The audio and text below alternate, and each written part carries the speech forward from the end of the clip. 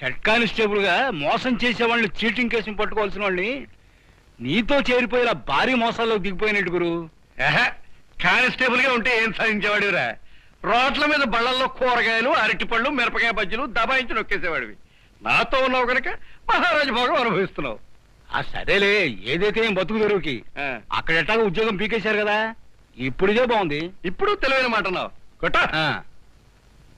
గురుగారు గురుగారు, గాయత్రీదేవి గారు మీతో ఏదో మాట్లాడడానికి వస్తున్నారు. వేళ కాని వేళ ఇప్పుడు వస్తుందంటయ్యా, మందు వాసన కొడుతుందేమో.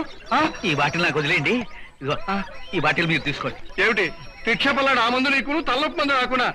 అది రాసుకుంటే మందు వాసన రాదు, తలనొప్పి అని చెబితే సరిపోతుంది.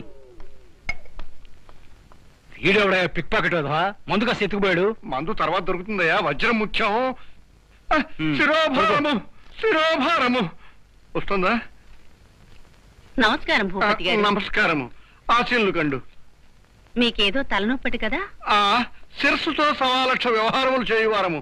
మాకు శిరోభారం అతి సామాన్యము. ఏమందు దివాను? అవునందు అవునందు.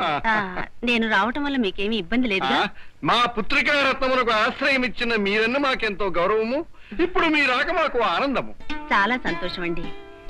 చూడండి భూపతి గారు, కొద్ది రోజుల్లోనే మీ అమ్మాయి సీత అంటే నాకెంతో అభిమానం ఏర్పడింది. తను మా ఇంటి కోడలైతే బాగుంటుందని నా ఆలోచన, ఆశ. మా పుత్రికా రత్నము ఏ ముష్టి విధంలో ప్రేమించడం కన్నా మీ పుత్రుణ్ణి ప్రేమించడం మాకెంతో ఆనందం. తాను కూడా ఈ దినము సంభాషణ వశమున తన హృదయం మీ చిన్నబాబు ఎందే లగ్నమైనట్టుగా మాకు వెల్లడించినది. మీకు అభ్యంతరం లేకపోవడం నాకు చాలా సంతోషం అండి. మీరు మళ్ళీ మళ్ళీ రాకపోవచ్చు, అందుకని రేపే నిశ్చితార్థం జరుపుకుంటే మంచిదేమో. సరపవల్లని మా హృదయం కూడా ఉవ్విళ్ళూరుచున్నది. కాని మా వంశమున నిశ్చితార్థము జరుపుటకు ఒక ఆచారం ఉన్నది. అదేమిటో చెప్పండి, ఆ ప్రకారమే జరిపిద్దాం. నిశ్చితార్థ సమయమున ఆడపెళ్లి వారు మగపెళ్లి వారికి, మగపెళ్లి వారు ఆడపెళ్లి వారికి విలువైన వజ్రము ఇచ్చిపుచ్చుకునుట సదాచారము, సంప్రదాయము. అవునమ్మా, మా అమ్మాయి గారు ఎచ్చట దొరికి ఎవరితో పెళ్ళందురోనని వారు వజ్రముతోనే బయలుదేరినారు. మీ దగ్గర కూడా వజ్రం ఉండొచ్చో, రేపే నిశ్చితార్థం జరిపించవచ్చు.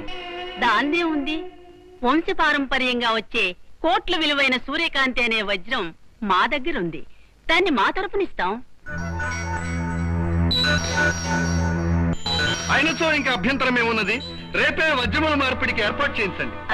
పాత సాంప్రదాయాలు ఇప్పుడు పాటించకూడదు భూపతి గారు. పైగా రాజరికాల్ని ఇప్పుడు ప్రభుత్వం రద్దు చేసింది కదా. ప్రభుత్వములదేమున్నది? ఈ రోజు ఉండును, రేపు పోవును. కానీ సంప్రదాయం ప్రకారం నిశ్చితార్థము జరపకపోయినచో అనర్థం వాటిల్నే. అనర్థం ఏమి వాటిల్లదు గాని నువ్వు ఊరుకోరా. అదే మంచి పని. వారి సంప్రదాయం ప్రకారమే మనము జరిపిద్దాం. అందరం కావలసిన వాళ్ళం అవుతున్నప్పుడు ఏ వజ్రం ఎవరి దగ్గర ఉంటే ఏంరా? ఆహా, గాయత్రీదేవి గారు లెస్స పలికితిరి. రేపే నిశ్చితార్థములకు ఏర్పాటు చేయండి. అలాగే, నేను వెళ్ళొస్తాను. నమస్కారం. మిమ్మల్ని నటించమని పిలిస్తే ఏకంగా వజ్రానికి ఎసరు పెట్టేటట్టున్నారు. నేను ఎసరు పెట్టలేదు, కుంపటి పెట్టలేదు. నా వ్యాపారం నాదే, నీ నాటకం నీదే. అయితే వజ్రాన్ని ఖర్చేయాలని నిర్ణయించుకున్నారా? నిర్ణయించుకోవడమే కాదు, ఆ వజ్రం తీసుకునే వెళ్తాను నాయన. నీతో ఏదో అందామనిపిస్తోంది, ఎప్పుడు